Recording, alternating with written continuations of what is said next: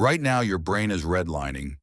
You're sitting in an air-conditioned office in Silicon Valley, or perhaps a co-working space in London, staring at a screen that emits more blue light than the midday sun.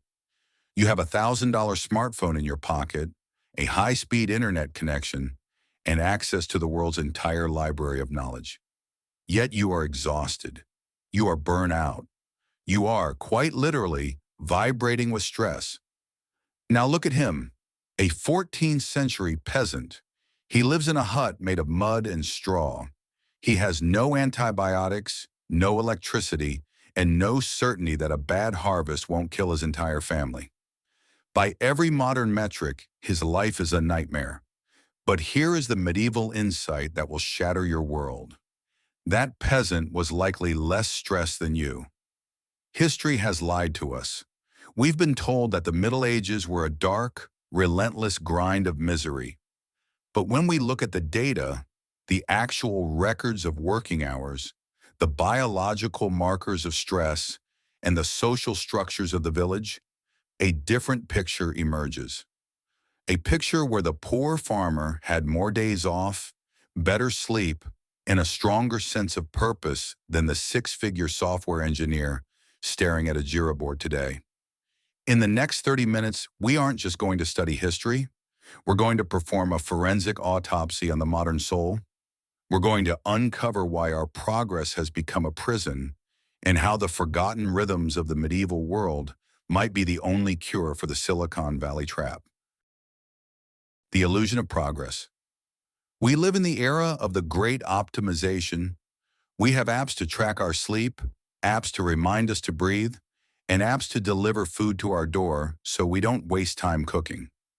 We have conquered the night with LEDs and conquered distance with fiber optics. But here is the paradox.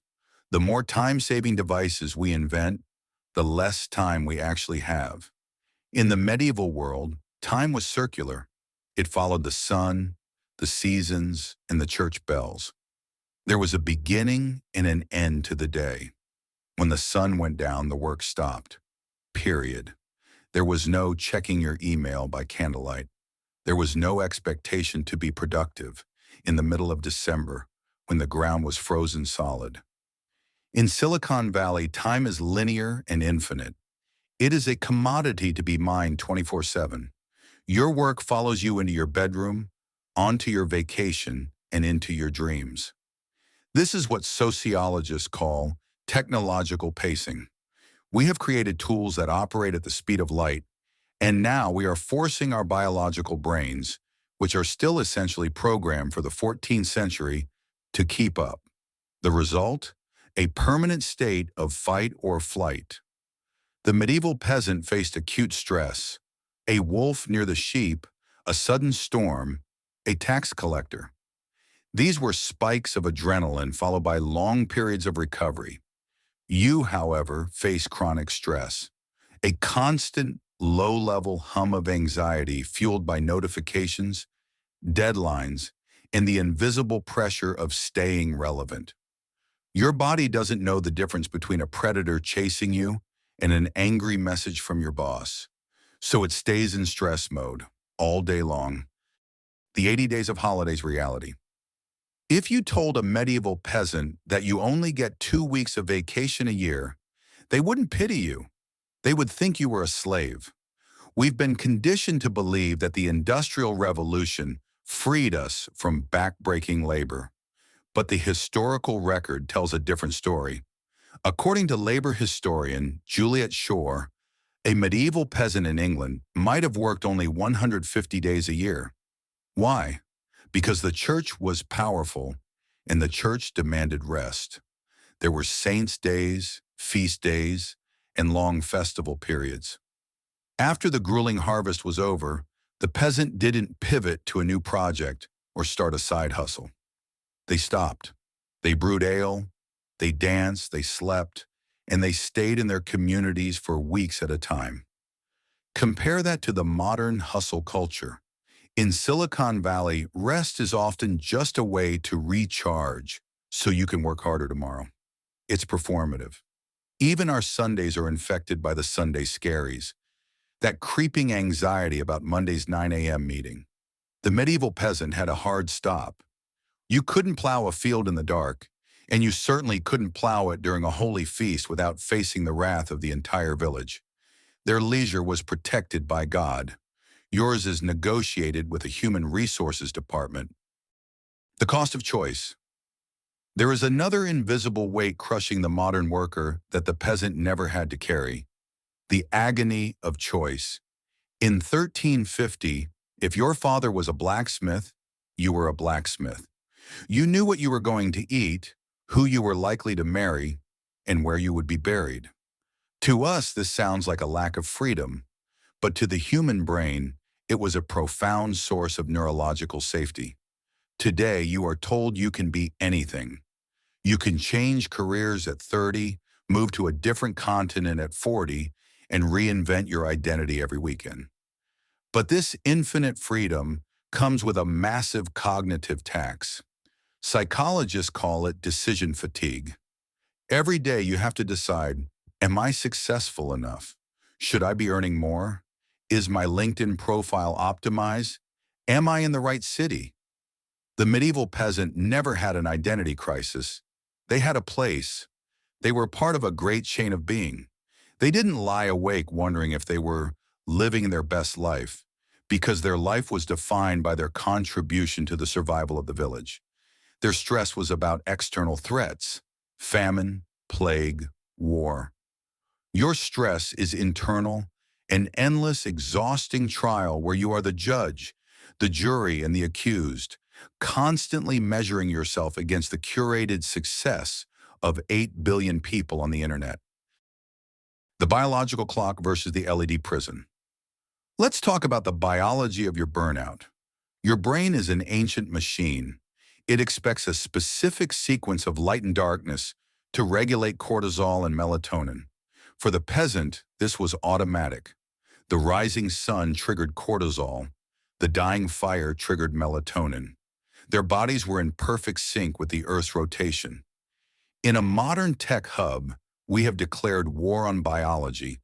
We use caffeine to scream at our brains to wake up and alcohol or pills to beg them to shut down. We live in a permanent electronic noon. This constant exposure to artificial light doesn't just ruin your sleep. It keeps your nervous system in a state of high alert. You are physically incapable of reaching the deep, restorative, medieval sleep because your brain thinks the sun is still up at 11 p.m. while you're scrolling through Twitter. The peasant's hut might have been cold and damp, but his brain was bathed in the neurochemistry of peace every time the sun dipped below the horizon. The dopamine of the soil.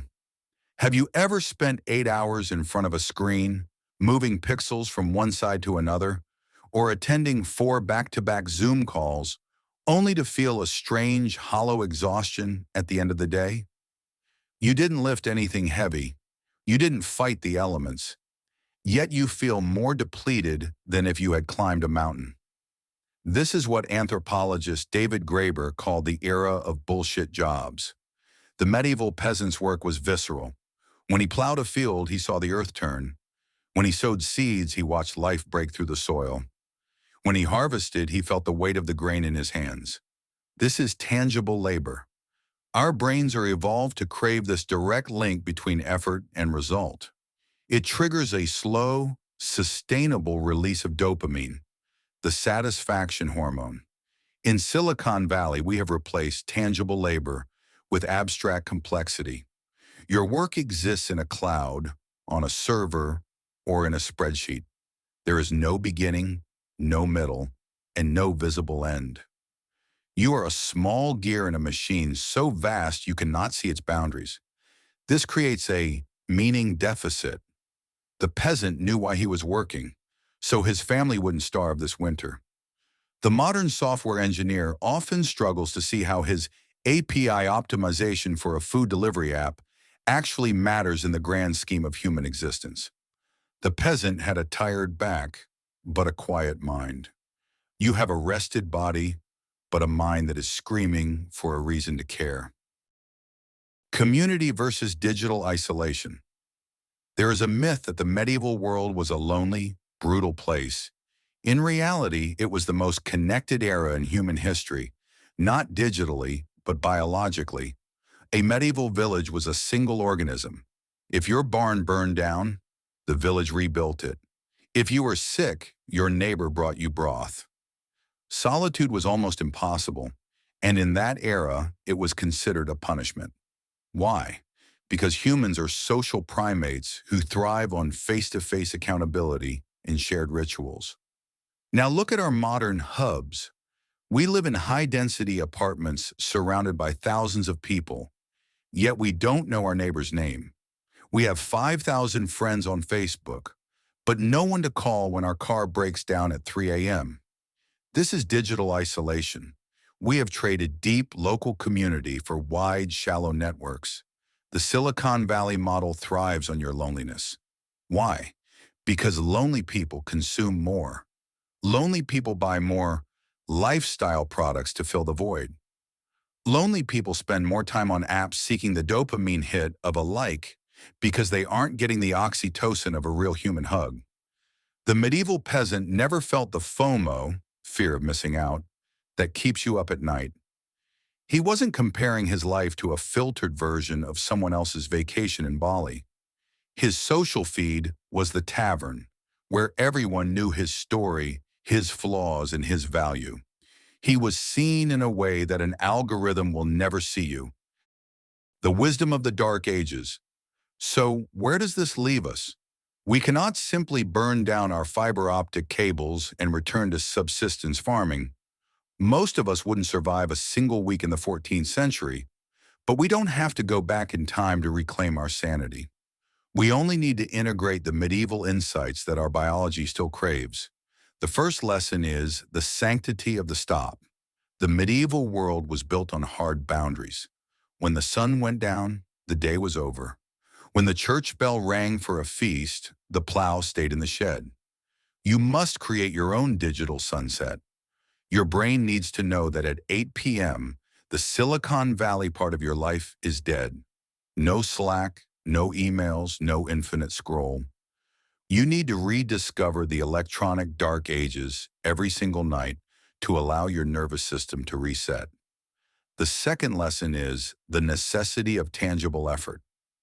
We are suffering from a meaning famine because our hands have forgotten the feel of wood, soil, and flour. To lower your stress, you must find a way to create something that exists outside of a screen. Bake a loaf of bread, plant a garden, or build a bookshelf. Give your brain the tangible dopamine it evolved for. When you see a physical result of your labor, the existential dread of the digital world begins to fade. The third lesson is radical localism.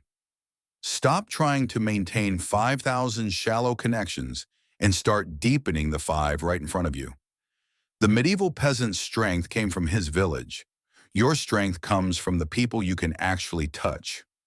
Reclaim the tavern culture, the slow, unhurried, face-to-face conversations where no one is checking their phone. Escaping the trap. The tech giants of Silicon Valley want you to believe that the future is the only thing that matters. They want you optimized, connected, and constantly upgrading. They want you to fear the dark ages. But perhaps those ages weren't so dark after all. Maybe the true darkness is a world where we have everything but feel nothing, where we are surrounded by people but remain utterly alone, where we work ourselves to death to afford a lifestyle that makes us miserable. The medieval peasant had a hard life, yes. He was cold, he was often hungry, and his world was small. But when he looked at the stars, he knew who he was. When he sat with his neighbors, he knew he belonged. And when he went to sleep, he actually slept. It's time to stop running.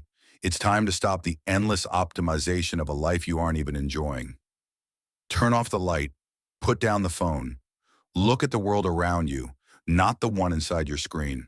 The peasant is waiting for you to join him in the quiet.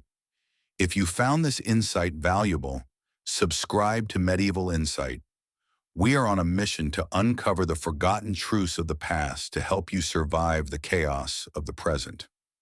Leave a comment below. What is one modern progress you would trade for a medieval peace. And as always, stay grounded in the wisdom of those who came before us.